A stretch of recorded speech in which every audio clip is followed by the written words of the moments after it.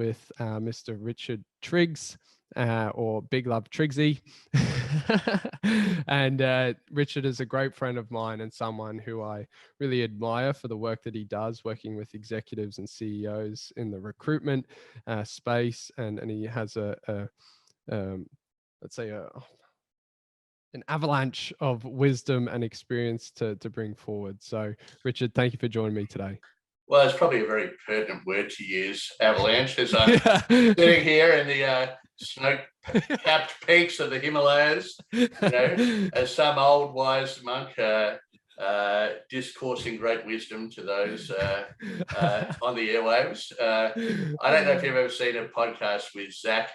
I can never pronounce his name, Galifianakis, where it's called Between Two Palms. Have you seen that? No, I haven't seen that one. You have to watch it. It's hilarious. So he gets people on, and basically he just absolutely roasts them. And it's called Between Two Palms because it's literally him and the candidate or the guest, and they're between two palms. Well, I feel like I'm talking to you beside one palm. Not that it's even a palm, but you've got this big plant behind you on one side. So so Darren, beside one plant. That could be the new name for your podcast. That's it. We're completely rebranding here. No, but in all seriousness, I think like this is the spirit of Triggsies. We like to call them. BLT is having a great laugh. And I think, I'd love to start from your perspective, man. Obviously, just a little bit of background, I guess, growing up, moving on to living out your unique path, and I guess how that's gotten to where you are today. All right. Okay. So let me give you I'm almost turning 54. So, unlike you, my autobiography is a little bit longer. All right. So my parents are both English. My dad's dead now, but he was a university professor. My mum was a nurse. And being a university academic, one of the ways they advance their career is moving around the world to different universities. So he... after he finished his PhD in London, he and my mum moved to Canada, and I was born in Edmonton, Alberta. The year I was born, it was minus 43 degrees centigrade. So they put up with that for about 2 years and said, screw this, it's too bloody cold. So then they moved to California, and my brother was born in California. I have one brother, who's 2.5 years younger than me. And then at four, we moved to Sydney. And then at 12, we moved to Queensland. So, largely driven by my dad, being, I don't know what the right terms would be, but like a lecturer, a senior lecturer, an associate professor, a professor, whatever. And in Brisbane, he was the head of the pharmacy department for 20 years. So anyway, so moved here, did my high school in Brisbane. While I was at school, literally, in grade 8, so when I was 12, I started to learn to play guitar, and I loved Kiss. Kiss were my band, and anyway, I sort of played guitar and got into rock and roll, and that was my thing. And I finished high school, went to uni, started a business degree. At the same time, was playing in a couple of bands, and decided that I wanted to be a rock star. So I dropped out of uni, and I ended up touring as a musician for 4 years, playing in a variety of different bands. In 1990, my band called Leather Zen won the Queensland Rock Awards. We beat Powderfinger. Yes, we beat Powderfinger. And anyway, as a result of that, we moved to Melbourne chasing a record deal. And of course, the record deal fell over. And when I was in Melbourne, I was having guitar lessons. I was a pretty good guitarist back then, not so much now, but I was having guitar lessons from a guy named Steve Howson, who was the guitarist for the Little River Band. And at the time, Johnny Farnham was their singer. Wow. And they were the biggest band in Australia, right? And yet he still had to teach guitar to earn enough money to feed his family, right? And I just went, I think this rock and roll career is... it's a bit of a pipe dream. So I rang mum and dad and said, please let me come home and go back to uni. So I came home and I went back to uni, and I finished a degree in business, HR and marketing. And then I worked predominantly in sales in the sort of the property services industry. I ended up moving to Cairns. I lived in Cairns for 4 years, working for P&O at the time. Ran, a very big business for them. And then in 2000, moved back down to Brisbane. I continued working in that industry for a couple more years. And then I went to university and I did what's called an executive MBA. And while I was doing my executive MBA, like most people who do an MBA, I started to think about, what do I want to do when I grow up? And I was talking to a recruiter who I'd been a client of his. So he had recruited people for me in my job. And I said to him, look, it's probably time for me to think about doing something new. And he said, oh, what about becoming a recruiter? And before you knew it, I was a recruiter. So I worked for a year for what was at the time the biggest recruitment company in the world. Realized I loved recruitment, didn't really enjoy working for that business. Went and worked for a smaller private company, worked for them for about 5.5 years. Ended up on their board, managing a very substantial business, and then had a conflict with the owners of the company, which was very unfortunate. Exited that business, and at that time, not long after that, started my own firm. So my company is called Arete Executive, Arete. Arete is a Greek word. It means the fulfillment of one's full potential. Nice. Or as Homer used it in the Iliad, where heroes gather to realize their full potential, right? So I thought that's a cool name. So I started the business with my wife at the time, Fiona Cochrane. Fiona, if you're listening, love you and thank you for being a beautiful mother to my children and a wonderful friend. And so, we ran this business, which has just turned 13 years. So unfortunately, one of the sadder outcomes of it was Fiona and I, divorced as a couple. But and so I've been running the business on my own now, gosh, I guess for about 4 years. And so sitting here today on the 27th of March, 2022, I own this recruitment company, Arete Executive. So what we do is we're a headhunter. We headhunt people for specific roles in organizations. Business is excellent. It's only a small business. I have a team of 5. I also run what are called sounding boards, where I get groups of CEOs and business owners together once a month. It's where they can talk about things that perhaps they wouldn't want to talk to their staff or their board or their customers about. They can come in a very confidential environment and talk about what's going on for them, mainly professional, but sometimes personal. So I do that. I coach a lot of senior executives through job search, so how they can take control and create a career that they would truly love. And I still play music. So I've been in and out of bands over the years. I've got a couple of albums on Spotify. I have a ridiculously expensive guitar collection that is, and I have 2 beautiful children, Archie 14, Tallulah 9. I am currently single, having recently left a relationship, which was extremely sad. So, yeah, I'd have to say, all things considered, going into my 55th year on the planet, because I'm turning 54, life is grand. And you're in the Himalayas, so what can you complain? Exactly. So I put this background up when COVID first started and people started really getting into Zoom, etc. Yeah. I put it up because my office is just, it literally is guitars and amps and crap everywhere. But now people seem to really like it. So Triggsy is espousing, as if I'm some highly ordained monk that's crawled out of his cage to share jump on his a wisdom. podcast.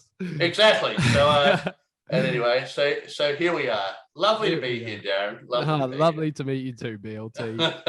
And I feel like there's some really, really awesome, I call them like golden Easter eggs or golden nuggets in what you shared there, especially for a lot of the people listening to this space. And I just want to thank you as well for sharing all that. Is obviously there was a very specific point in your life where you had a certain dream right? Or you had a mission that you were heading on the path towards, right?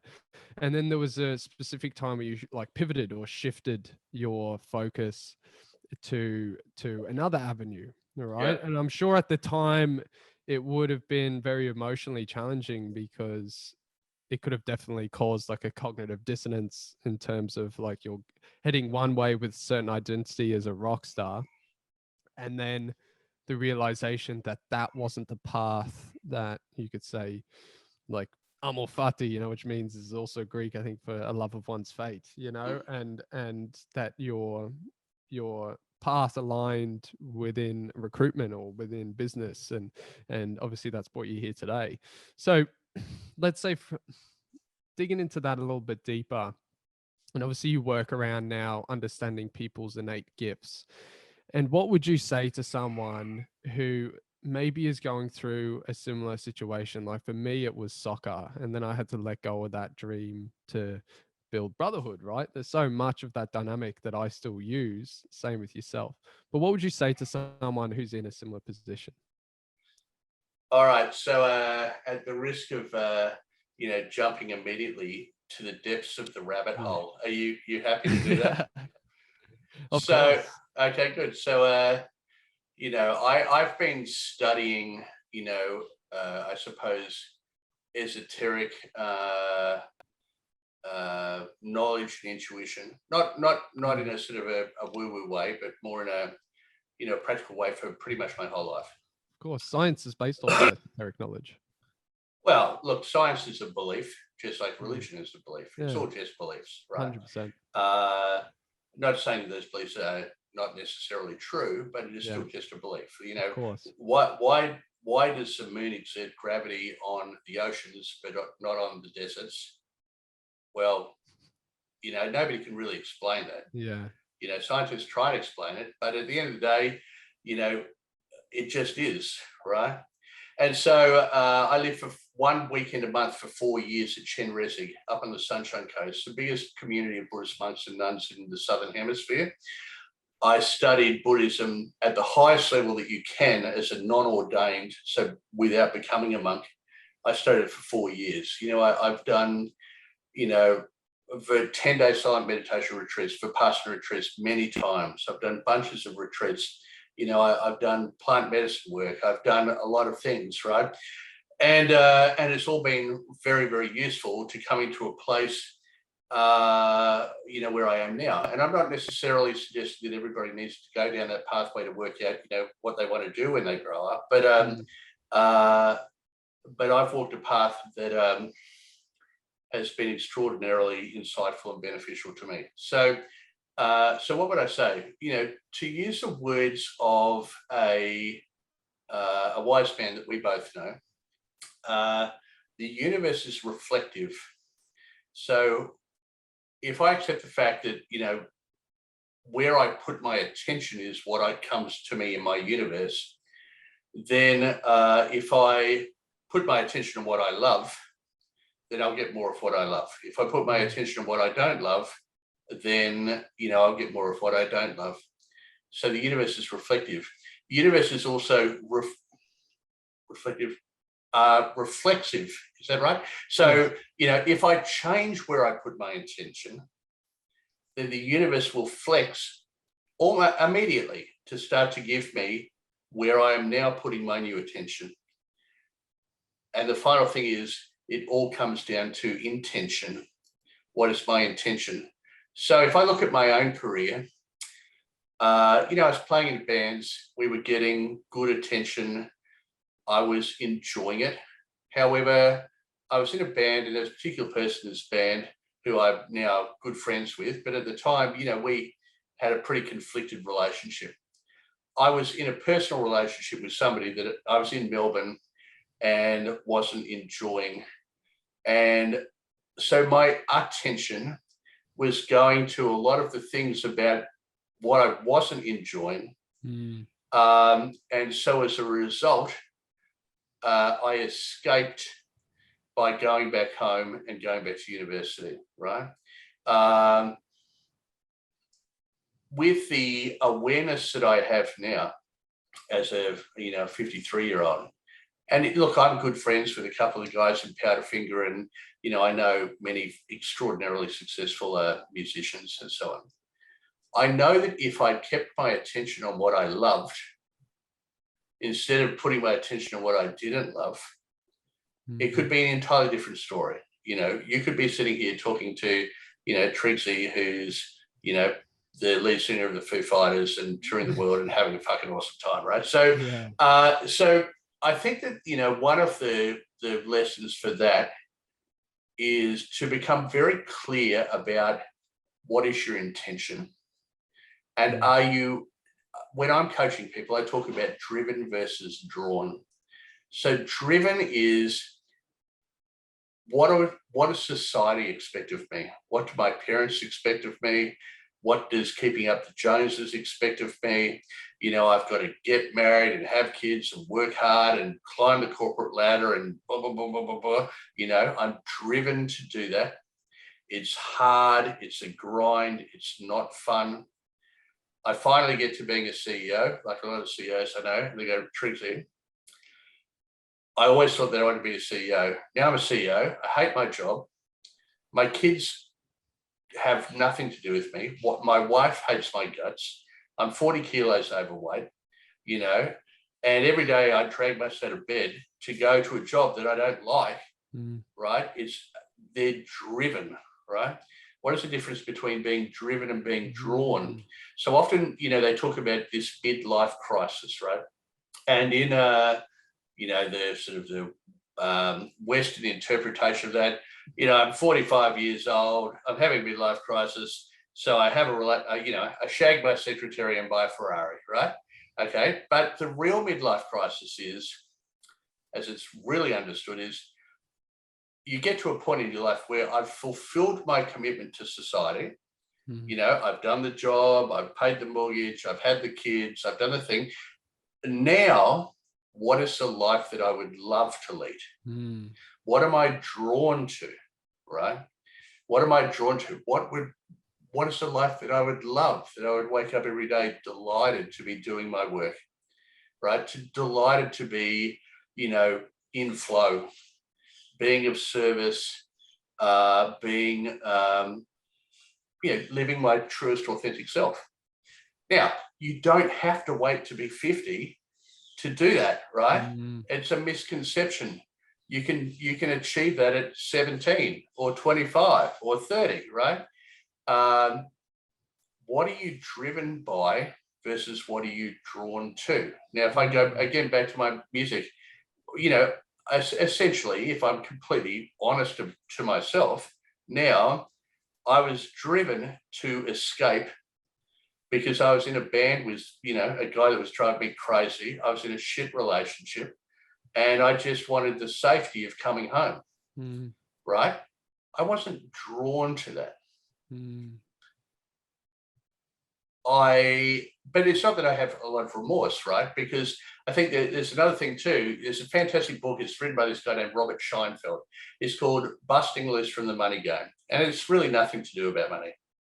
And what he talks about is that,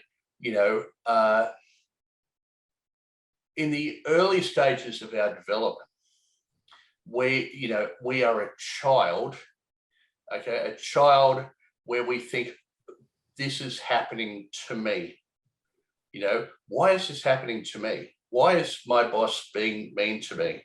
Why is my girlfriend, not responding to my loving attention?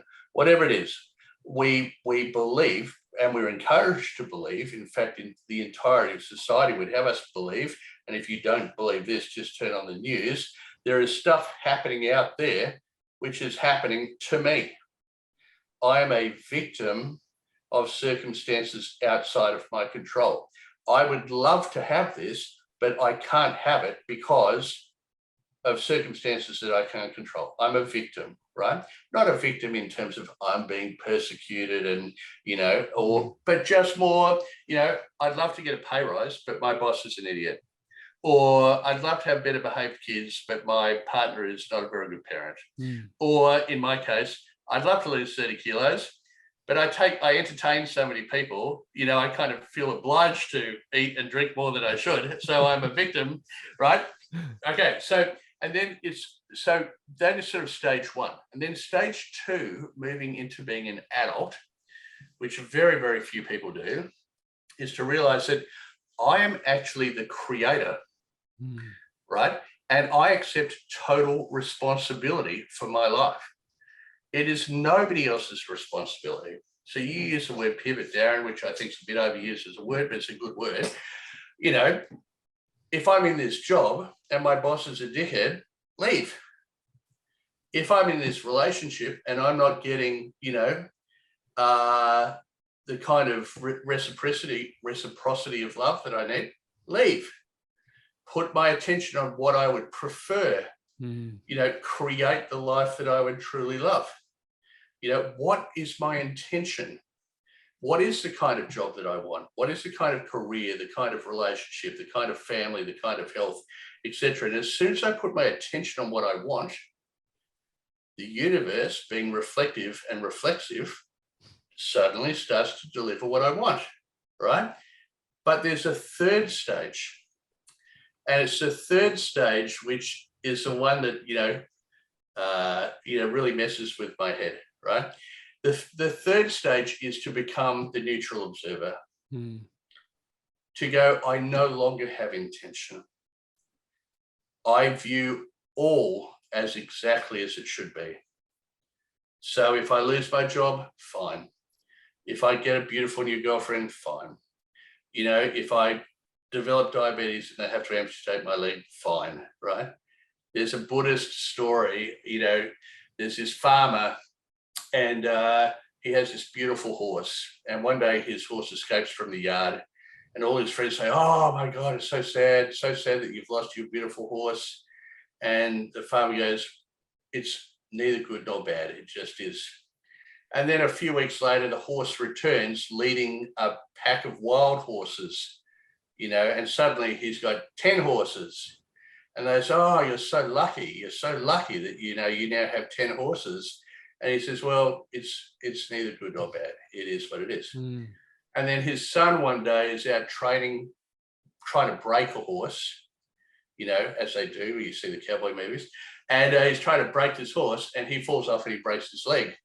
And his friends say, oh, it's so sad that your son's broken his leg because he can't help you out on the farm and isn't that terrible? And the farmer says, it is neither good nor bad. And then the army comes to town, recruiting all the young men to go to war. But of course, because his son's got a broken leg, they can't recruit him to go to war. And all his friends say to him, oh, it's so wonderful. Isn't it wonderful that because your son had a broken leg, you know, he doesn't have to go to war? And the farmer says, it is what it is, right? Man, it's hard to live a life in that place. It's hard because we're all told from tiny children, right? Set goals, work hard, get qualified, build a career, get married, buy a house, get the job, get the house, get the white picket fence, etc., etc. And then if things don't go right, oh, my girlfriend left me. Oh, fuck, I'm devastated. You know, oh, you know, I didn't win that sale that I was hoping to sell. I'm devastated. Like that is the way the entire world is set up. Yeah. And yet it's completely contradictory to having a good life, isn't it? Yeah, 100%. So, you know, that's the one that fucks me, right? Because I want to have goals. I want to build a good business. Yeah. I want to be in a beautiful relationship. I want to be the best dad I can be. You know, I want those things. And yet when things happen, which I believe in my egoic position are contra to what I want, I'm sad and angry and disappointed and depressed. So I think that, you know, it's good to aspire. It's good to aspire to. That's a very, very long answer to your question. No, but because it really breaks it down to the core, because it's also like the human aspect, like, yeah, well, the emotional aspect is like the human aspect of us, you know. It's like, especially when you're talking about specific situations, like, you know, we've been programmed for so long to buy into certain things or to feel a certain way, and we've conditioned ourselves that it would take, I don't know, like from my personal perspective, I feel like it would take years to shift from having an emotional response to then being a complete neutral observer. And I suppose then tying into the question, what you were saying, what, you know, in the beginning where it was talking about, say for someone who's in that position, and especially I've never heard that before, drawn to instead of driven. I'm actually going to I'm going to shift my spelling around driven, but drawn to. And I feel that's a real interesting point, right? Because you're talking about reality was reflecting back to you that maybe also what you were like projecting out, which you were focusing on what you didn't want, but also maybe there was a certain part of that, like reality reflecting back to you, like that this isn't the path, you know? So that could have also been a factor that played in. So then, Well, I think that that's true. I mean, you know, if you are born and you're 4'8" and you want to, you know, play basketball for the Harlem Globetrotters, right? You have to, you know, understand your constraints. It is highly unlikely that, you know, you're going to be a champion basketball goal scorer for the Harlem Globetrotters or the Bulls or the Lakers or whatever, you know, if you're 4'8", right? So, you know, definitely, you know, when I talk about it in terms of the context, is that you have a current reality and then you have a preferred reality. And part of having a current reality is having a, you know, to use a term that they use in Alcoholics Anonymous, they talk about this thing called having a, you know, I can't remember the exact word, but it's something like a complete moral inventory. So you really need to become clear on where are you at. But then you also need to have a preferred reality. You know, what would you love, right? And what happens is, so if you imagine this hand is current reality and this hand is preferred reality, then once I understand and am clear about my current reality and my preferred reality, you know, it comes under tension. It's like there's a rubber band that's drawn between my hands, right? It's under what we call creative tension. Now that tension can resolve in one way or another, right? You can either collapse back to current reality, or your current reality can be drawn towards your preferred reality. And the only thing that determines that is, where are you putting your attention? Are you putting your attention on current reality, or are you putting your attention on your preferred reality? Now, I'm currently probably 20 kilos overweight, right? Now I could go, oh, I know what I'm going to do to lose weight. I'm going to go and run the Gold Coast Marathon tomorrow. And people would go, Triggsy, you haven't run more than 5Ks in your entire life. You know, you eat and drink for Australia. I think that tomorrow running the Gold Coast Marathon is probably not a great thing to do, right? 100%. Okay, so I've got to become clear on my current reality. And it might be, look, I've been doing this soccer thing for a long time, but I keep getting injured. And I have to accept the fact that, you know, like it or not, I'm not going to play for, what's the Australian soccer team called?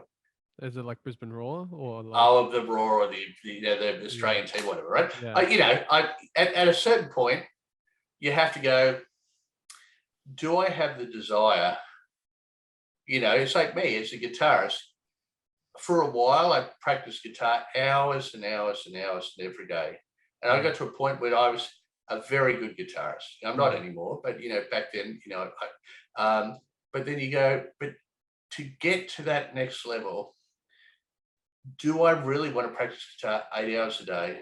And do I actually honestly feel that I've got that talent? No, right? Okay, well, that being the case, then where do I want to put my attention? You know, well, I kind of enjoy this business thing. So I start to put my attention on that. You know, then that starts to unfold. Yeah. You know, a sort of an example for me recently is, you know, last year, I had a guy who's involved in private equities, so investing in companies to grow them, right? So he said, "Oh, Richard, I love your business and I love what you do and I love your model and blah, blah, blah. And I reckon we can grow your business over the next 3 years and we can sell it for a lot of money. So put me on a retainer, and also I'll split, when we sell the business in 3 years, I'll take 10% of the sales value," right? Which the deal that he struck with me was very good, and he's an awesome guy, and we're still good mates. And so I started to employ more and more people, right? So I grew very quickly to 15 staff, and I realized I hate managing people. Mm-hmm. All my life was just putting out fires and dealing with arguments and dealing with problems and blah, blah, blah, and people who said they'd do things and didn't do them and so on. So I got halfway through last year and I had to do a moral inventory and go, do I actually love this? No, I hated it. I hated it. So I said to this guy, whose name's Brad, I go, "Brad, look, mate, I know that you've got great intentions and I know that what we were wanting to achieve, but I've done it for enough now to realize this is not what I want. I think let's just call it a day." And we did. And now I have 5 staff instead of 15 staff. And my business is running really well. I'm making enough money. I'm having a great lifestyle. I have very good freedom and flexibility. Sure, I won't have a business that I can sell in 3 years for $20 million, right? But in this current moment, I'm so much happier and so much more at peace. So once again, it's a constant self-inquiry. Somebody goes, "Oh, I've worked so hard at school to get the highest, OP score or whatever it's called now. I went and became a doctor, and I did 8 years of medical training, and now I'm a doctor, and I hate being a doctor." But I can't not be a doctor anymore because fuck, man, I've worked my freaking ass out for 12 years to become a doctor, and my parents are so proud of me because I'm a doctor, and I was able to give this big mortgage because I'm a doctor, and my kids get to go to a private school because I'm a doctor. But every day I have to sit in a room and somebody goes in and comes in and goes, "Oh, doctor, I think I might have a cold." I mean, I would get a gun and blow my face off if I had to do that every day. So, but they're too invested. Yeah. They're too invested in. And their identity is built up as the doctor. Completely. And imagine that they go, "Oh, if I go to the next barbecue and I say, look, I've decided I don't want to be a doctor anymore because I really want to be a stand-up comedian." Yeah. And all their friends go, "Oh, fuck, did you see Darren? I think he's gone insane. I think we might need to put him in an insane." It's crazy. Yeah. Crazy.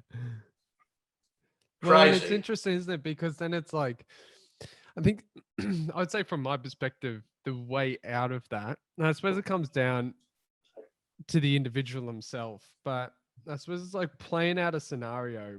It's again, maybe going short-term pain for long-term gain instead of, people then have the idea of like the short term, they go for the instant gratification instead of delaying gratification.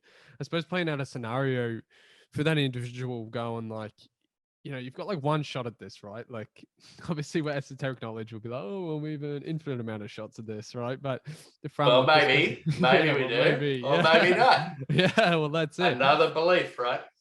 100%. And I suppose as you are now, you have one shot at this, and then playing out to a scenario where they're like 70, 80 years old, and they've lived their life, and being like, well, do you wish you actually lived the life that you wanted to live, or will you be the person on their deathbed going, well, fuck, I regret, Yeah. regret, Yeah. Look, I have a saying, and a lot of people hate this saying because they think it's really, really negative, but for me, it's actually really positive. And what I say to myself regularly is, you know what, Richard, like it or not, you are going to die. And you are probably going to die sooner than you would hope to die. And not long after you die, Richard, nobody will ever remember that you were ever alive. My kids will remember me. if I live long enough to have grandchildren, they'll probably remember me. But nobody's ever going to remember I'm alive. Even Albert Einstein in 1,000 years, nobody will remember he was alive. Yeah. Or Brad Pitt or Kim Kardashian. Really, nobody cares. So why do you give a fuck? That's it. Why? Just do what you love. Just do what you love, because you've only got one shot at this in this meat puppet. Maybe we come back in other meat puppets. I don't know. I wouldn't have a clue. But in this meat puppet, just do what you love. And if what you love is being a homeless person, go for it. Yeah. And if what you love is being, completely strung out on heroin, go for it. And if what you love is being Mother Teresa, go for it. Because at the end of the day, it's all a dream. Nothing is real. Life has no meaning. There is no meaning to life. Just do what you love and then die. And hopefully when you die happy. Yeah. Right? Now, I don't think, a lot of homeless people and, heroin addicts die with a big smile on their face saying, oh, wow, that was awesome. But who am I to judge? Who am I to judge? Everything is exactly as it should be. Why? Because it is. Yeah. I can try and argue with reality to my heart's content, but God, not in a Christian sense, God goes, love you, Triggsy, but fuck you, mate. Yeah. So yeah, I'm fortunate. I'm going into my 54th year, and I actually thoroughly enjoy my life. It's taken a long time to get here. It's taken lots and lots of trips down the rabbit hole, not many of which were particularly enjoyable, I should say. But you get to a sense of peace. Yeah. Now, if I know, what they say, I saw a meme recently that says you can either have $5 million or you can go back to being 20, knowing what you need now. That's a tough decision. But I'd probably take the money.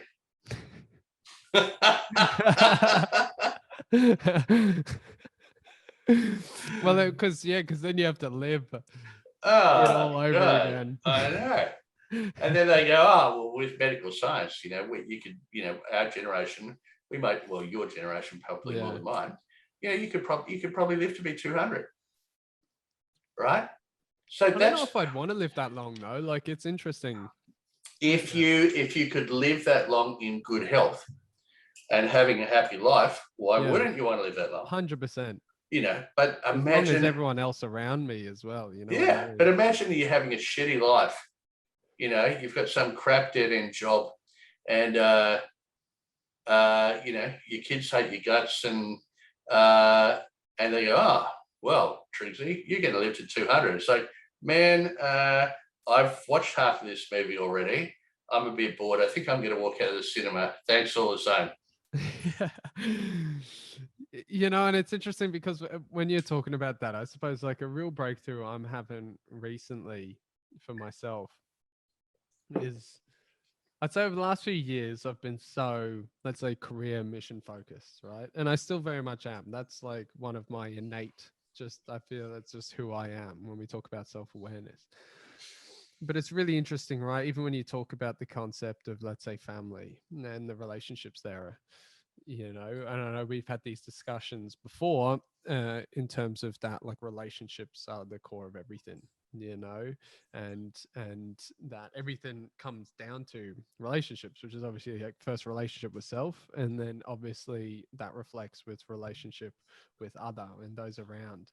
And it's really interesting because I personally get so much enjoyment from like my family time. I'm getting a bit emotional thinking about it, like spending times with the people who I love most. And I feel like that really fills me up in a way that other things can't, and I feel like, having the people around is just as important as like the career or whatever. You know, obviously we've gone very much into like the mission side of things and maybe what we're here to do, but I also feel, yeah, having people around and like actual like real and authentic relationships, you know, is so important for sure.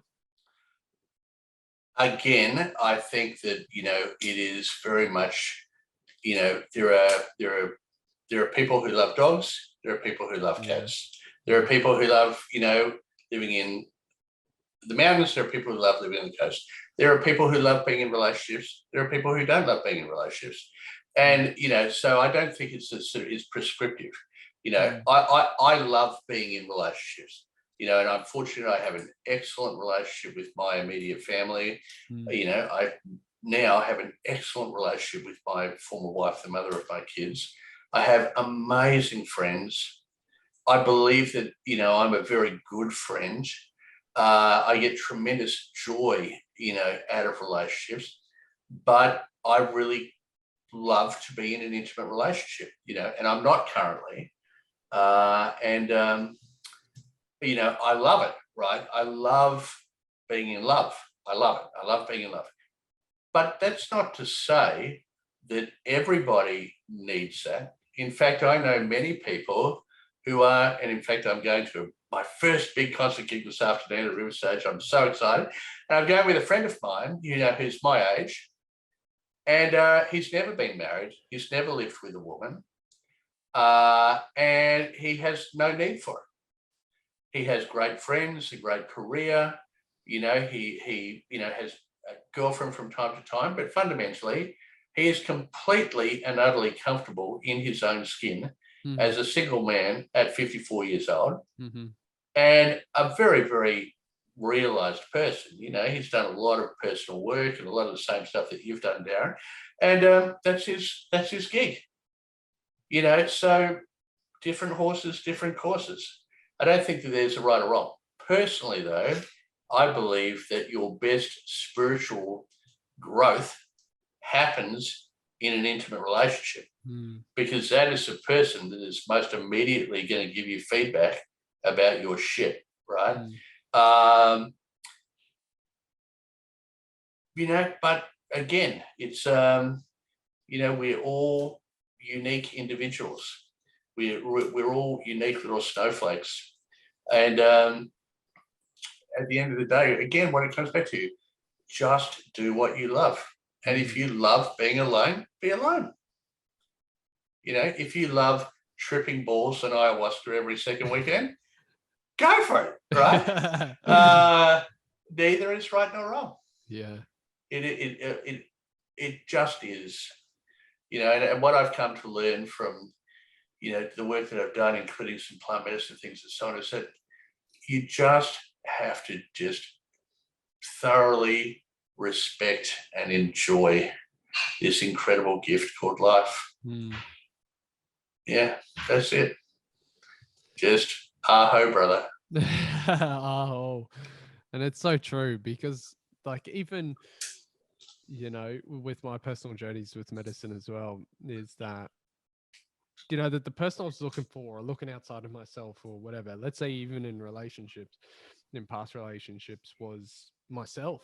You know, it's like, it really comes down to that. And I suppose like that innate, tapping into that innate inner compass, as I'd like to call it, that when you're out in the open sea of life, it is the kind of guiding pathway. And I suppose as humans, we love to like overcomplicate things and try to, you know, rationalize and make a map and logical. But sometimes it is as simple as, does this feel heavy or does this feel light? If it feels heavy, then it's a no. If it feels light, then it's a yes. Yeah, look, a lesson that I definitely need to learn, right? Because I'm like, it's heavy. It's like, oh, but I can make it light. I can make I have a coach, his name's Rex, and he's awesome. He says, Richard, you just have to imagine yourself like you build a beautiful garden. Yeah. Like you're building a beautiful garden, and butterflies will come into your garden. In other words, women or friends or clients or whatever, they'll come into your garden, they'll appreciate the garden, and some will come in and have a little visit and then fly away, and others will come in and hang around and so on. But more so for me in relationships, like the butterflies flies in and they're like, oh, I don't really like this plant well, can I change the plants? What if I remove that plant and put in a different plant? Oh, you don't like the bird bath on that side of the garden. How about I move to the other side of the garden? Oh, it's not sunny enough. It's too sunny. Da, da, da, da. And it's like, what can I do to keep the butterfly in my garden? Yeah. There's nothing you can do, dude. As he talks to me, he goes, you just build a beautiful garden, build a bit, constantly work on through self-care and putting your attention on what you want. So just build a beautiful garden, like staff. Somebody will come and join you and then hang around for 10 years. Other people will come in and out. Some clients will come in and buy what you're selling and other clients won't. Just tend the garden. But when I say we, I speak about me, right? I constantly, particularly in terms of romantic relationship, I'm looking at, well, how do I change to accommodate the person that I'm in love with?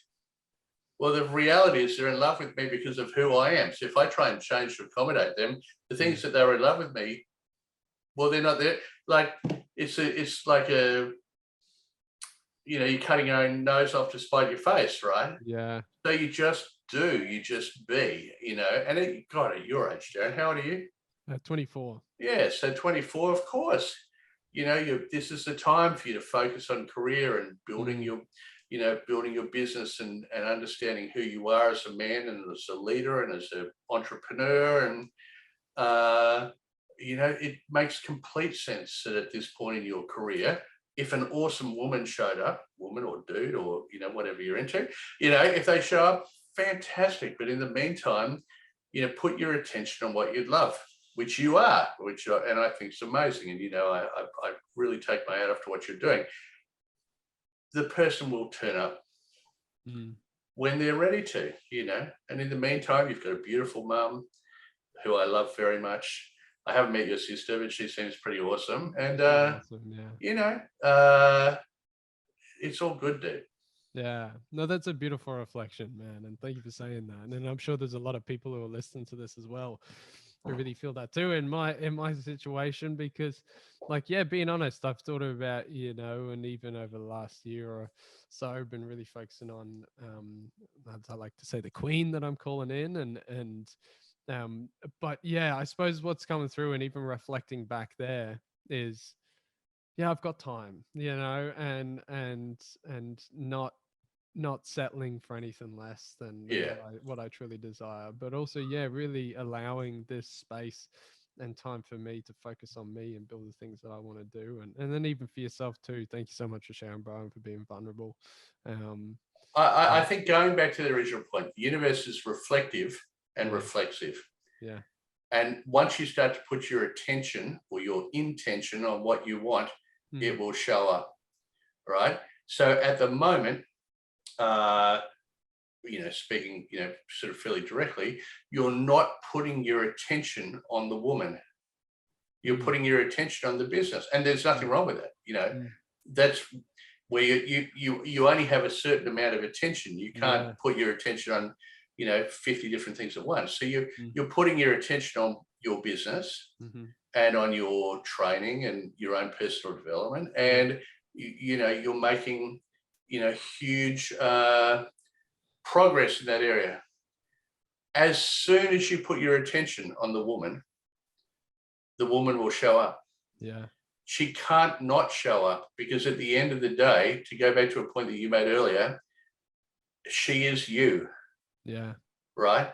The entire universe you're experiencing is of your own creation. Yeah. Right? There is no other. This is a hard one for people to get their head around, right? There is no other. So if I'm in a shitty relationship, whether it's with a staff member or a client or whatever, it's actually nothing about them. It's all about me, because everything I experience is my creation, right? So once you put your attention on it, then all of a sudden, the person appears. How can they not? Because it's just a reflection of where you're putting your attention. That's it. Yeah, it is that simple. It is. Yeah. And if your attention is on attracting, a certain type of person that doesn't serve you because of a pattern that you've believed about yourself from when you were a child, as is the case with me. A lot of work, as you know, Darren, I've been doing a lot of work, right? Yes, so why do I keep attracting the same woman, right? Because, I have a belief about myself and about relationship. And so that woman keeps showing up. Yeah. Now, she may have a different name and look completely different. Yeah. But fundamentally, she's a reflection of where I'm putting my attention. Mm. So if I no longer want to attract that woman, I need to put my attention on what is it that I actually want. Mm. Or a job. Why do I keep getting these shitty jobs where my boss is a dickhead and treats me like shit? Well, because you've got a belief about, what it means to be in employment and in service, and a relationship, is, as, we talk about, this hierarchical relationship with the boss or the woman or the, whatever, right? And so you keep having, until you eventually wake up and go, I'm doing this. Yeah. It's nothing about them. It's nothing about them. I am creating this. Okay, so what I need to do is to actually decide what is my preferred reality, what is the life that I'm drawn to, right? And to start to really focus on what is that. And all of a sudden, all of the things that no longer serve you, they just fall away. Yeah. The relationship ends, the job ends, and you start to step into a place of congruence. And empowerment. Empowerment. You're being drawn to this life I love. But 99.99% of people don't do it, because it's actually pretty fucking scary to take responsibility. And it's not easy. It is easy. Sorry. I feel like it's simple, but it's not exactly. Easy. It's simple, but it's not easy. Yeah. Right? Because it requires constant vigilance. Yeah. And honesty. Where am I putting my attention? As soon as my attention goes to, why doesn't she love me? Why doesn't she love me? What shows up in my matrix? That she doesn't love me. Yeah. Right? 100%. Why am I in this dead-end job? This job sucks. Well, get a new job. But a lot of people find it a lot easier to sit in victimhood. Yeah. I'm in a job that sucks. Then actually go, well, change.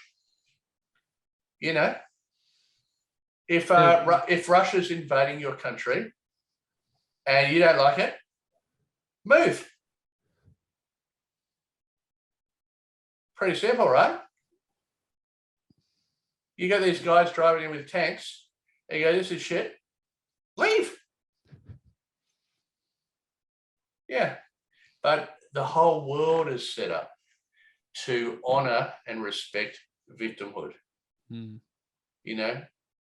Or the whole governments exist by keeping people in victimhood. Don't worry, it's okay. We'll look after you. Just get vaccinated. You can't get work. I will give you all this money. And don't get me wrong, I think it's good that governments, support people, but they're keeping people in a space of I'm a victim. You turn the news on all day, every day. COVID, Russia. Now what's the new thing? Mosquito plagues and, all this crap. And it's how hard is it to actually believe that we create our own reality when we're told 24/7, you're a victim. And I suppose, say for someone in that position, I suppose we're always running off of personal perspectives and I suppose how we've journeyed through, but I know for me, I feel like that starts with you actually got to go inwards, and I suppose devoting yourself to shifting your internal landscape and surrounding yourself with people who are also like-minded. You have to, right? You have to. There's as I say, I lived in this Buddhist monastery a week in a month for 4 years, and they have these great sort of stories, these kind of metaphors, right? So one of the stories is like there's this king, right? And anyway, when he wants to go for a walk in the garden, they make sure that they remove all the bindies and they roll out a carpet, and they make sure that when he walks out of the garden, he's got a parasol over his head. So he's, and they do everything to protect him, right? But mainly, he just doesn't want to like walk on these hard stones and these bindies and so on. And there's all these servants running around and trying to create this. And this Buddhist monk goes, dude, just put on some shoes, right? Just put on some shoes, you idiot, right? And obviously I'm saying it not quite as eloquently as it was to, but that's reality, right? Yeah. Okay. What you're saying is exactly true. Just work on yourself. Mm. You don't see the Dalai Lama standing at the picket line, saying, get out Russia, or, you don't see the Dalai Lama. That's not what they do. They go, you know what? I meditate. I change myself, because as I change myself and heal myself, I heal the world. Yeah. Because the world that they're experiencing is created out of their own mind. Yeah. We live in the matrix, right? It's like Neo or Mr. Anderson in the Matrix. I know we're going over time here, but I'm happy to keep chatting if you are. He goes to see the Oracle. Morpheus has been blowing him smoke up his ass. Oh, dude, you're the chosen one. Oh, you're going to save the world. Oh, blah, blah, blah, blah. Oh, you need to go see the Oracle, because like, she's going to validate that you are who, you are the one, Neo, Neo, spell it differently, O-N-E, the one, right? Yeah. So cortex. He goes to see the Oracle, who's that black lady cooking cookies, right? And he says, it says like Temet Noske on the door, doesn't it? Oh, I don't remember, but he says to her, am I the one? And she goes, sorry, dude, you're not the one. Because he asked the question, right? Mm. He didn't believe he was the one. Mm. So, of course, he's putting his attention on what he doesn't want. And she reflects back, yeah, you're not the one, right? Okay, now within our own lives, we are all the one. Mm. And in the broader context, there is only one. The Buddhists talk about it as all-pervasive non-dual awareness. We're all the one, right? But we are individuated because through this false construct of the ego, in order to play this game called life. Now, why are we playing this game? I don't know. People have views, but But anyway, once you start to do the work, whether that's through plant medicine or meditation or, extreme sports or, whatever it might be, you start to get a sense that, wow, I can actually change my life by where I put my perception, by where I put my attention. I am the one. I start to put my attention on what I want, and all of a sudden the bullets don't hit me anymore. Mm. I can bend and twist and the bullets fly past, and I can actually achieve Trinity, right? The Matrix movie is so profound. Mm. Movie 2 and 3, appalling. I never bothered seeing number 4, and I've heard those appalling too. But the first one's so profound because, I'm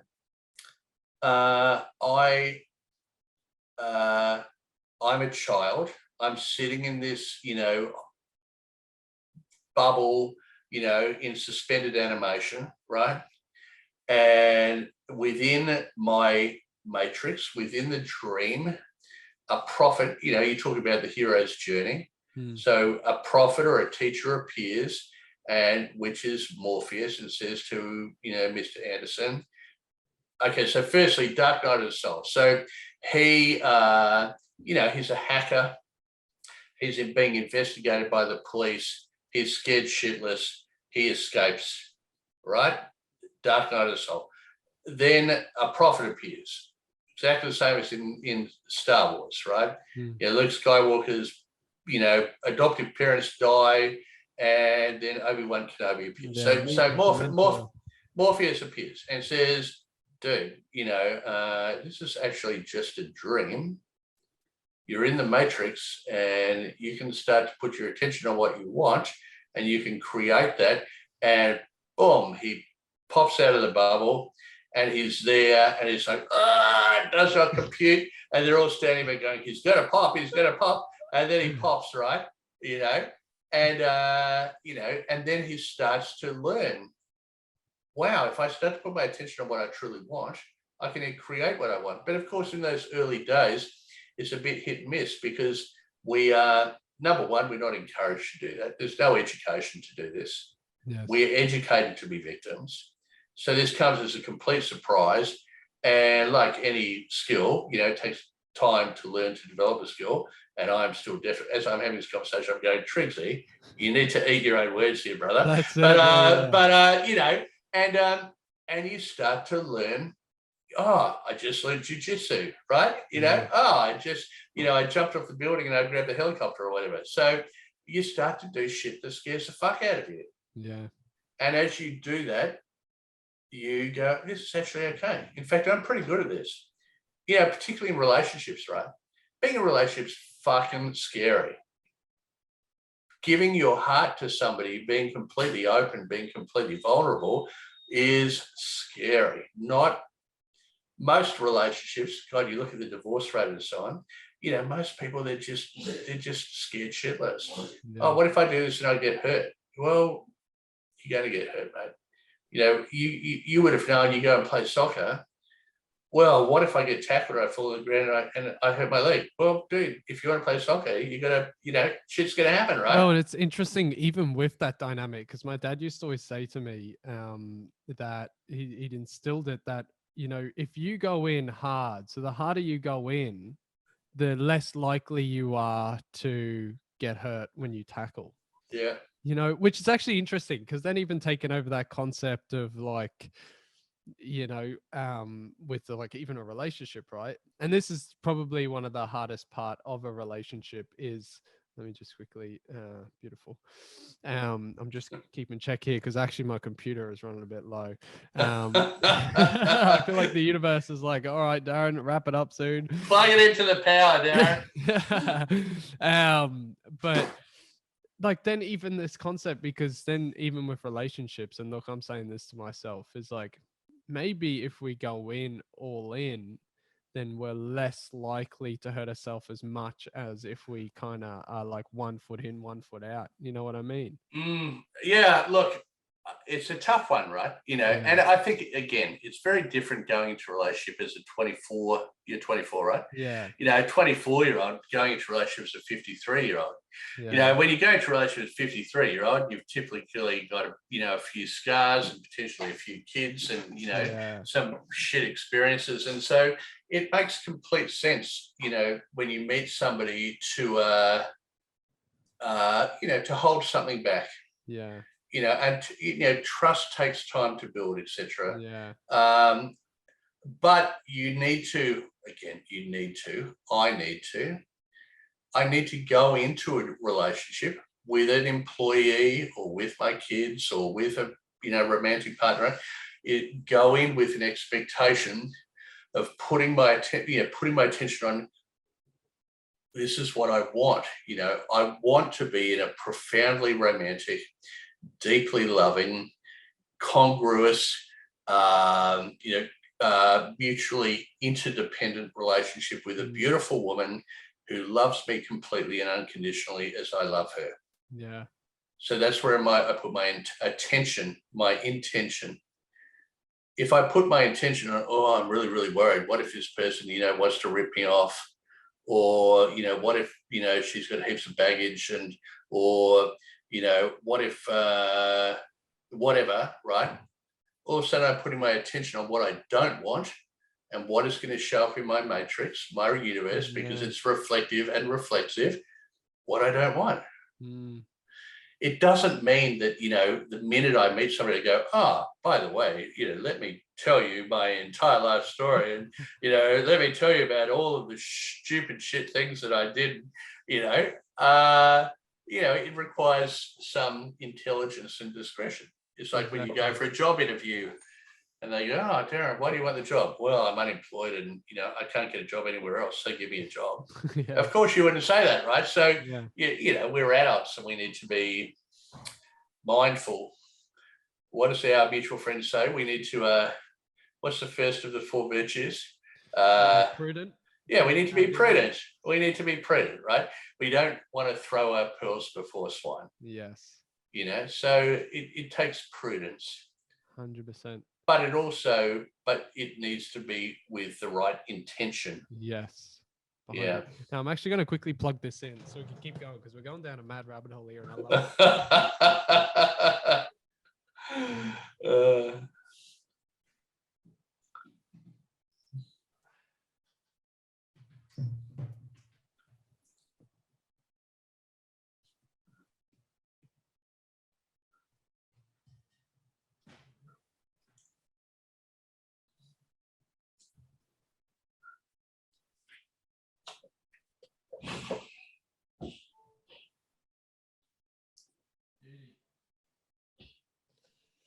Keeping it authentic and real. When the battery goes out, you jump off and plug it back in. No worries. But yeah, so you were saying prudent, so not casting our pearls before swine. Yeah. Yep. Yeah, 100%. And then obviously there's prudence, fortitude. Yeah. So the 4 cardinal virtues, right? Yeah. So the first virtue is prudence. So basically, prudence is I'm cautious about speaking my truth to people who aren't emotionally or spiritually or whatever it is aware enough to understand where I'm coming from. So, for example, Darren, in this conversation, I can say to you, look, if the Russians are invading and you don't like it, leave. But that's not a comment that I would make, down the pub to a bunch of strangers, because they'd probably go, "Oh, Triggsy, you heartless bastard." Obviously you don't understand the social, economic dynamics of blah, blah, blah, and da. So, you need to be prudent. I hold a lot of opinions that mainstream society would probably completely disagree with. And I'm not talking mainstream society, I'm talking to you. So, I can be more direct and more honest. So, for example, to really throw, crazy one out here, I don't view suicide as bad, right? I think if you're in a life and you're not enjoying it and, you don't feel that there's a way out, kill yourself. Who am I to judge? How do I know? I'm not living in your shoes. I have no intention of committing suicide, but I may in the future. And who's to say that once I die, I go to this place and all my mates are there going, "Triggsy, mate, it's so freaking awesome here. I can't believe that you decided to live another 30 years. You could have come here 30 years ago. This is freaking awesome. What the fuck were you doing still being alive?" Right? So I have this sort of view as like, okay, if I would be sad if somebody I knew committed suicide, but who am I to judge whether it's in my matrix? All is exactly as it should be. Why? Because it is, right? Yeah, because it happened. It is. And so, we have a mutual friend whose father committed suicide. And who am I to judge? I don't believe in God from a Christian point of view, but I definitely believe that there is a higher intelligence. So who am I as this little tiny little individuated person within this beautiful, creation to think that my opinion is more important than God's? If within the creation it was appropriate this person chose to take their life, why should I have an opinion? It's pretty arrogant, right? Oh, well, I've decided that it's not right. Well, who fucking cares, Triggsy? Well, it's like even what we discuss is that, we're not we're not here to save anyone. And I suppose yeah, we're not here to save anyone. Yeah. That concept, you know, every individual in their essence is a sovereign. You know, that's even what we're talking about, like Completely. with with the empowerment and let's say taking responsibility for your life as a sovereign. And I suppose like you can only ever, it's like you can't lead a fish, you can't lead a horse to water if it's not, what is it, you can lead a horse to water but you can't make it drink. That's the Yeah. one I'm looking for. And Right. that essence of, say, like even within coaching or within spaces that you work with yourself, or say with Brotherhood with a lad, you know, if they're not willing to show up, like you can do everything in your power, but it won't 100%. help. You know? 100%. You know, another saying similar is, you know, you can't teach a pig to sing, right? Yeah. You know, the pig's never going to sing, and it's just going to frustrate the pig, right? You just have to have prudence, right? Yeah. And then so the second, you know, cardinal virtue is justice. So justice unto others. I wish the best for you, and justice unto myself. I wish the best for myself. Mm. You know, and sometimes if we, you know, because we seem to be on a bit of a relationship bend at the moment, which is fine. Sometimes you're in relationship and you have to say to that person, I love you, but I love myself more. Mm. You know, and so as much as I love you, this relationship no longer serves me. So I wish you the very best. I wish you every fortune. God bless, and bye-bye. Yeah. Yeah, I find that very difficult, right? Because I think, you know, particularly people on our path, we want to try and save people. Mm. You know, we can see in them the best that they can be. And when they're not leading their best lives, you know, we are invested in wanting to save them. And yet, as our mutual good friend says, they've got to be knocking, right? Yeah. You know, and sometimes people need to sit in their stuff. Yeah. And that is the best thing for them. You know, who am I to judge? If you Yeah. need to sit in your stuff for the next month, year, lifetime, that's your choice. And, you know, once again, you know, as God would do, not as what I would do. So therefore, but I need to be, it's not only justice for them, it's justice for For myself. yourself. Yeah. Yeah. If this relationship's not serving me, thank you, God bless. And then you move into a better relationship because of the learning that you've had, Yeah. you know. And again, I've employed staff and I've realized, you know, not long after, that was a really poor hiring decision. Okay, what did I learn from that hiring decision? That now I will learn from in terms of hiring my next person. Are we Yes. getting a bit of feedback now, or are you hearing that? Yes, it's tab. Yeah, the connection is going to be wonky. The connection is going to be wonky, Darren. It has. Yeah.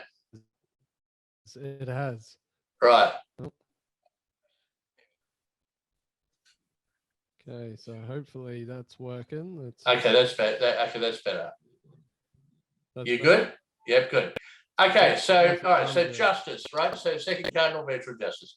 Third cardinal virtue, fortitude. Right? Fortitude. So fortitude to, I wish good fortune on others. I wish good fortune on myself. But more so, fortitude, you know, the element of it that really resonates for me is I need to invest in building my fort.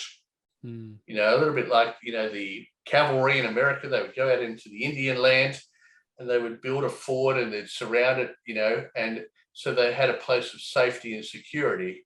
You know, they could go out from that place into the wilderness, but they knew that if shit got tough, they could retreat to the fortitude. So, you know, the stronger the constitution, the stronger the body. If the constitution works well, then the government, the mind works well. So self-care is the highest priority. I think that you say, Darren, all the time is, I need to love myself so much that it spills out of myself into the hearts of others, right? Yes, 100%. Yeah. So really and this is probably of the four Cardinal Virtues, this is my Achilles heel, right? I'm not. Used to be your Achilles heel. Well, self-care in terms of diet and exercise and so on is not my strongest suit, put it that way. And then finally, the last one is temperance. Yeah. Now, understanding that there are times where we'll be hot and times where we'll be cold. There would be times where we're angry. What makes me angry? I have this irrational anger, which I'm working on. But like, for example, if I'm on my computer and I can't remember my password, I will literally absolutely and utterly lose my shit. Or if I can't find my keys, it's like, I've got to go, where have I put my keys? I can't find my keys. And all of a sudden I'll be into the whole, Richard, you effing idiot, totally berating myself. Like, I can deal with human beings and human being issues, no problem. No worries at all. Things that other people would find really, really tough, I can just do it. But if I lose my keys, I literally, explode like a maniac, right? So, temperance is, there'll be times where I'm hot, there'll be times where I'm cold, but it's important, to be able to sort of grab that in the moment and make sure that, if I'm feeling hot, I don't burn people. And if I'm feeling cold, I don't push people away. So it's that kind of self-awareness piece of, it's only natural, sometimes I'm on black, sometimes I'm on white. It's cool. And it's also recognizing in other people too, Yeah. You might be having a conversation with somebody and, for whatever reason, they're in a shitty mood. And instead of going, they're obviously shitty with me and blah, blah, blah, and woe is me, and aren't they an arsehole, and you just go, I get it, Oh, Darren, you seem a bit pissed off today, or, what's going on for you, mate? How can I help you? Yeah. And then the person goes, actually, my dog got run over this morning and I'm feeling really sad, right? You're so not making it about yourself. You're completely, really yeah, completely, and coming back to relationships again, being, and it's, my own experience, being in a relationship and the person says, look, I don't want to be with you anymore. And they're going, why has she done this to me? Oh, it's so sad. And why doesn't, what's wrong with me? And why would she do this to me? And blah, blah, blah, and make it all about me. Right? Instead of going, well, what's going on for her? Yeah, 100%. What's going on for her? There's obviously stuff going on for her. And if I can just hold space for her and allow her, the space to deal with what's going on for her, what more can I, particularly if you say, look, I love this person, right? So let's say, from take it to sort of personal level, let's say your mum's Olga, right? So I say, I love Olga, which I do. I love her. She's awesome. She's a beautiful friend, and I'm so grateful that I've met her and so on. If I started to get into this whole thing about, well, Olga said she was going to do this and then she didn't show up, or she said she was going to call and she didn't ring, or whatever it is, and I make it all about me, well, do I actually really love her? Right? If I love her, like if you love somebody, then you accept them completely unconditionally. So if somebody's going on for them, by the way, Darren, I'm not saying that I'm in bad enough with your mum, right? If I love this person, then I just hold space for them, because we're all going through our stuff, right? Yeah. You just hold space for this person and be available without being intrusive. But as soon as I make it about myself, she needs to love me. As a Stuart Wilde, who's an author he's dead now, but had a profound effect on my life. He said, the goal in life is not to be loved. The goal in life is to love. Mm.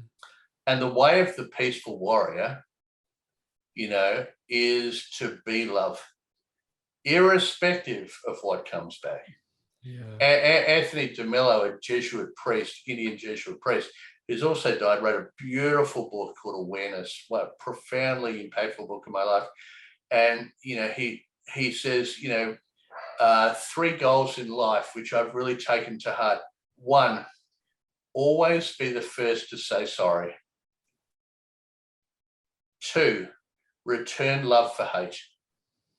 And 3, include the excluded.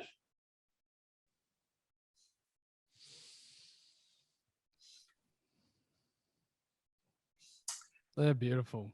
Yeah. That makes me very emotional, because what more is there?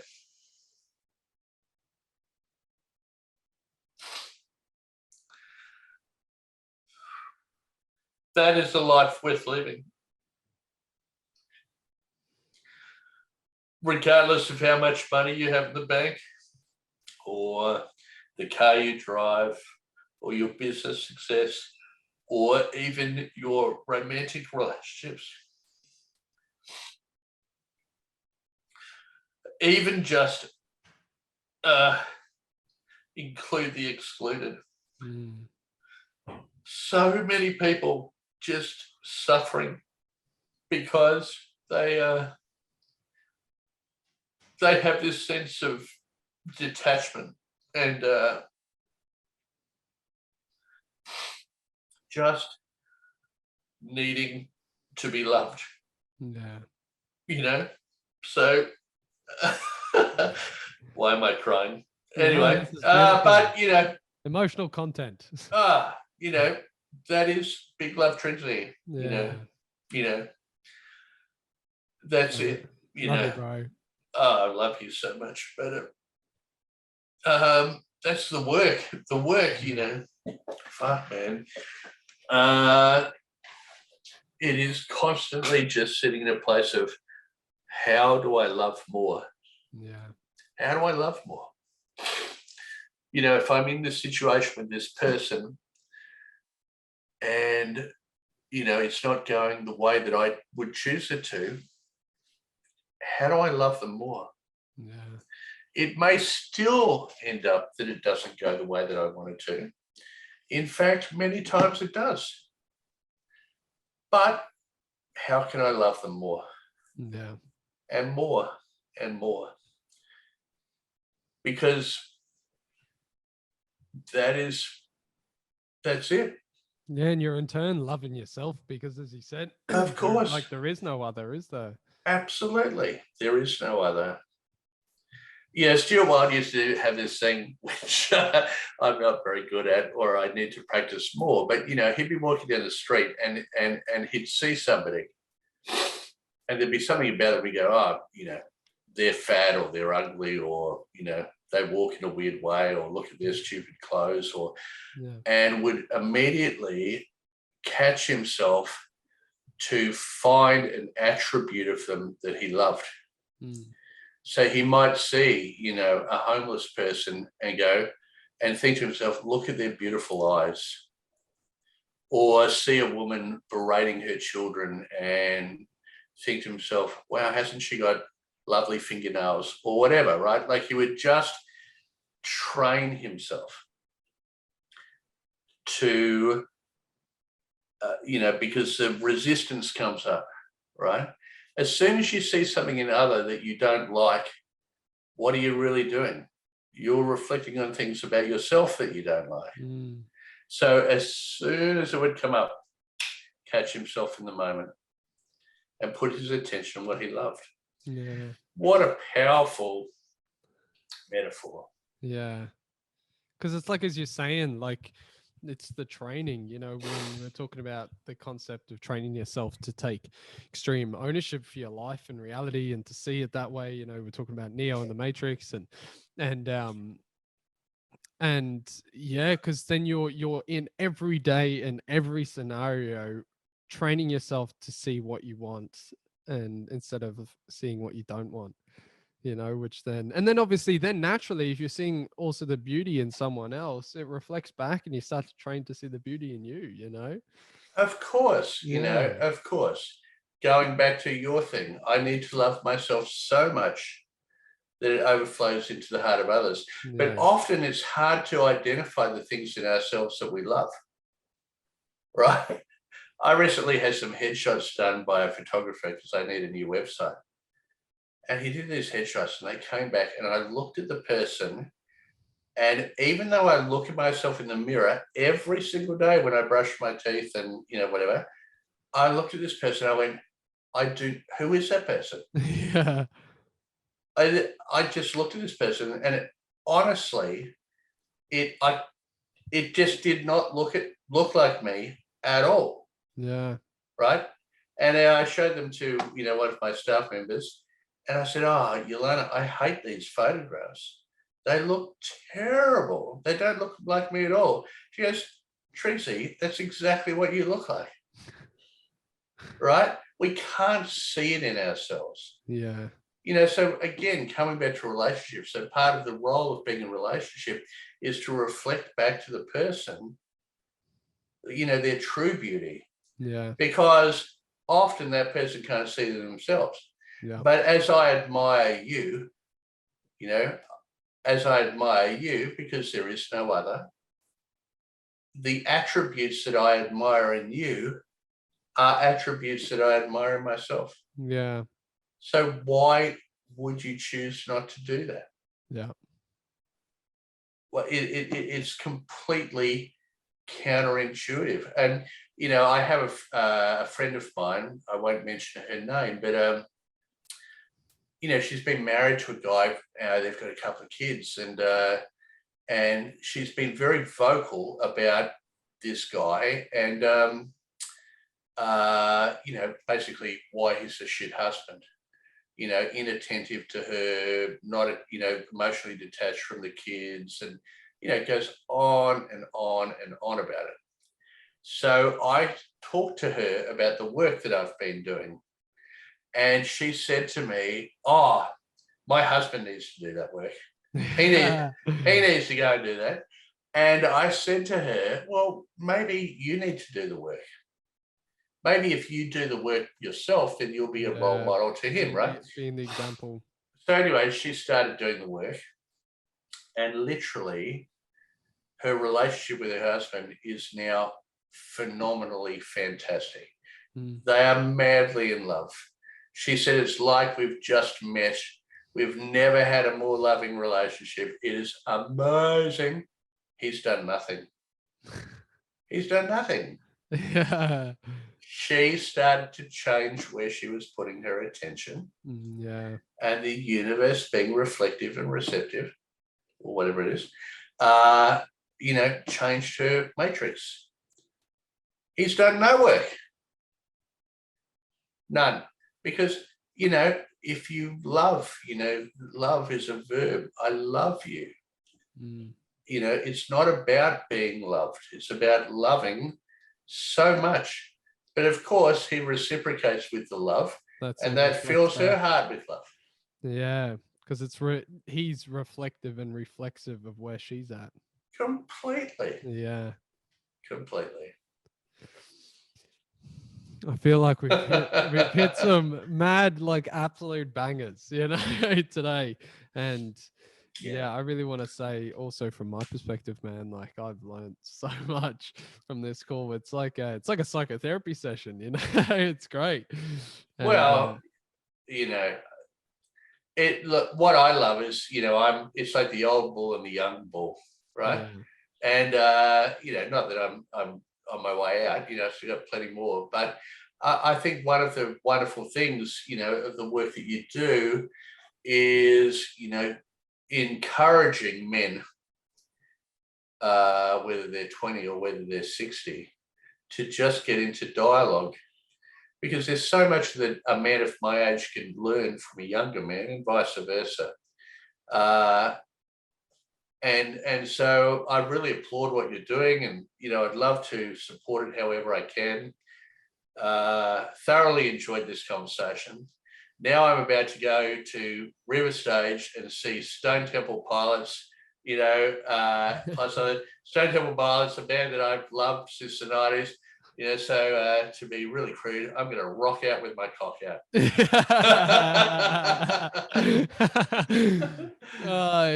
In proper BLT fashion.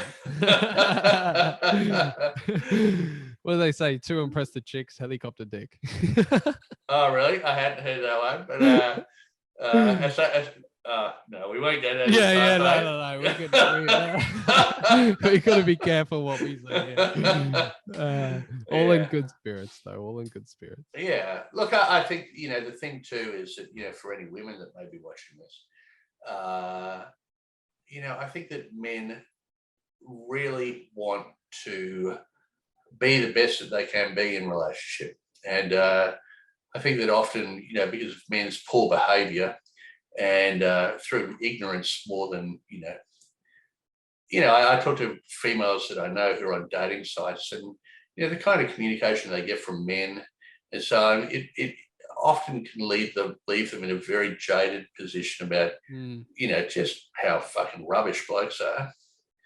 And I think that blokes, act that way more out of ignorance rather than desire. In fact, I've been thinking a lovely little sort of side hustle business would be to actually teach dudes how to communicate with girls on dating sites, because honestly, they are in the main rubbish. And I think we're all doing the best we can, right? You know, and I think there's a lot of division and angst and fear, and whereas we're just all doing the best we can. Yeah. And if we could do better, we would. All right. And I think that's a lovely, thing that I've learned is that, if somebody's acting a particular way, is to just go, you know what? They're doing the best that they can. And if they could do better, they would, because nobody wants to be an arsehole. No. Everybody fundamentally just wants to be loved. Yeah. And to love. And if we all just gave each other a little bit of slack and just, saw beyond the behavior to the intention, the world would be a much better place. Oh, bro. Enjoy your day. That's beautiful. Yeah. And man, leaving it with that golden nugget for sure. Now I feel like it is just also like tying to that. I feel like, I can say even working with even younger lads in the next generation, the intention is still the same. It of course it is, as you said, and I suppose there's beautiful work coming through even around educating one another to understand one another at a greater capacity. And I suppose as men in these sort of spaces as well, like we really can do that, and we can communicate on a level that we understand inherently, and to really then bring in perspectives such as females as well, and unite at a greater scale. So Triggsy, from my perspective, thank you so much for your kind words. Also thanking you for what you do, for the way you show up, just pure rawly in all essence. You and I'm not saying this to butter your bread, but you're one of the most well-rounded men I know. For sure. Well, I've definitely got a round tummy. No, but I mean that, like, I mean that sincerely, and I know you'll know what I mean. So I love you so much, man, and I'm so grateful to have you part of in my round community as I learn from you guys so much, and I'm so grateful for the role models I have like yourself around. Right back at you, Darren, and looking forward to catching up with you soon. Pass on my regards to your beautiful family, and thanks for this opportunity to have this amazing conversation. I feel very grateful. Me too, bro. And one last thing as well. If anyone wants to kind of get in contact, listen to your podcast, all this sort of stuff, I'll link it below, but where can they go find you? Well, look, firstly, so for anybody who's actually looking for a job, I wrote a book called Uncover the Hidden Job Market, and it's completely free. I've recorded a bunch of webinars to help people to navigate through their job search. They're completely free. So probably either reach out to me through Arete Executive, which is my business, ARETE Executive, or connect with me on LinkedIn. Actually, possibly, send me a message via LinkedIn, but more than happy to provide those resources, to support you looking for a new job. Whether you're an executive or whether you're, early in your career, it really makes no difference. Other than that, I am launching a personal website soon. I've just written a new draft of my book, my podcast called the Arete podcast. They're on Spotify and iTunes, etc., etc. So just Richard Triggs, and I'm sure you'll find me. And love to get some feedback and support people however I can. Beautiful, guys, and I'll link that all below, which is awesome. Cool. All right. Lovely, beautiful. Darren. Love you, bro. We'll speak soon. All right. You too. See you, Darren. All right. Ciao, ciao. Bye. Bye-bye. Bye-bye.